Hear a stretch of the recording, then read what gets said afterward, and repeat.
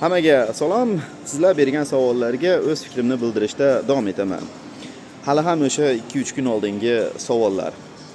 Bir tomoshabin yozyapti. Привет, Тот. Я являюсь вашим давним фанатом.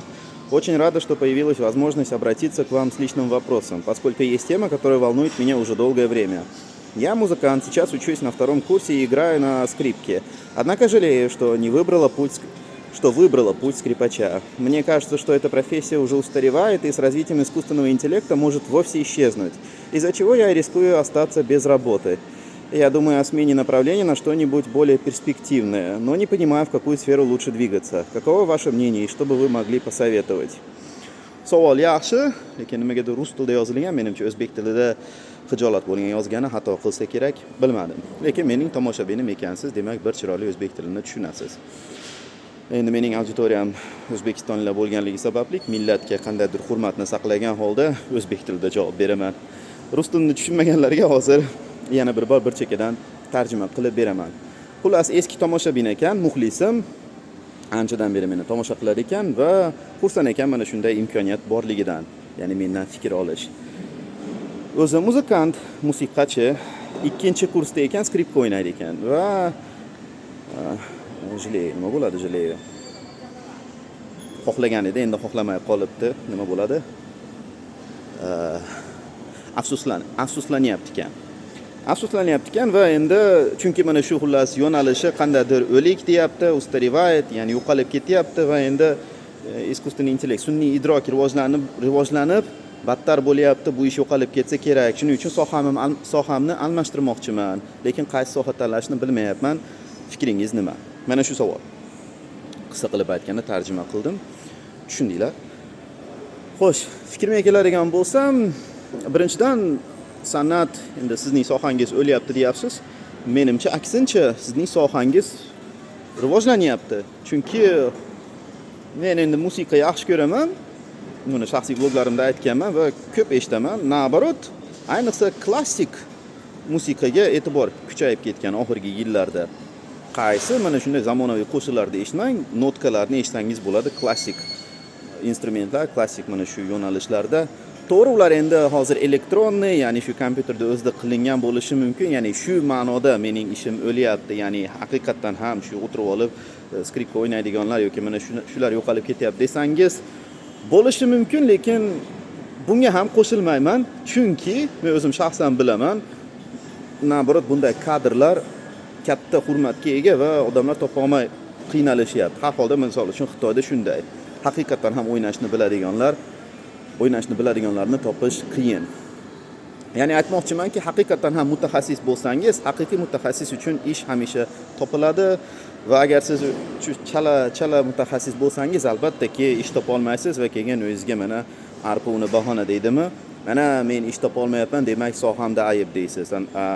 Na samom dele aslida sabab o'zingiz. Xo'p, almashtirish kerakmi sohani? Men yo'q degan bo'lardim. Mening fikrim bu joyda. Chunki birinchidan aytganimdek, bu soha o'lmayapti, aksincha rivojlanyapti va ikkinchi bu fikrimga sabab men o'zim melomanman, juda ham yaxshi ko'raman musiqani va shaxsiy bloglarimni ko'rganlar biladi bu haqda. Va yoshligimda o'zim ham muzikant bo'lganman. 5 yil fortepianoga borganman va afsuski mana shu sohani tashlashga majbur bo'lganman endi shaxsiy sabablarga ko'ra va mana bugungi kungacha men afsuslanaman. Ko'p eshitaman klassik muzikalar, o'zimning videolarimda ham klassik muzikalarni ko'p qo'yaman.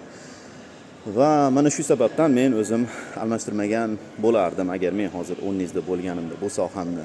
Lekin haqiqiy mutaxassis bo'lardim bu borada. Tak, yana nima? Sun'iy idrok rivojlanishi bilan bu battar bo'ladi deyapsiz. Menimcha aksincha, bu haqda mening fikrim o'tgan yil aytganman. Sun'iy idrok rivojlanishi aksincha insonning hissiyotlariga ta'sir o'tkazuvchi amaliyotlarni kuchaytiradi. Chunki misol uchun sun'iy idrok qilgan narsalarga ko'rsangiz hech qanday hissiy ta'sirotlar bo'lmaydi sizda. Misol uchun mana hozir meni ayolimga juda yoqyapti. Sun'iy idrok orqali qilingan muzikalar eshitgan bo'lsangiz kerak, Snegurочка, ya'ni Polonpiston kimlardir ham qo'shiqlar aytayapti ekan. Men eshityapman, menga protivno nima bo'ladi? Shu eshityapman, qandaydir yo'qda, ta'sir yo'q umuman. lekin haqiqiy odam o'ynaganini eshitsam u yig'lab yuborishim mumkin. Men shunchalik mana ta'sirliman, menga ta'sir qiladi muzika. Men du yosh chiqib ketadi ko'zlarimdan eshitganimda. Bu haqda ham shaxsiy vloglarimda aytganman. Maftun bo'ldimni qachon eshitsam yig'layman.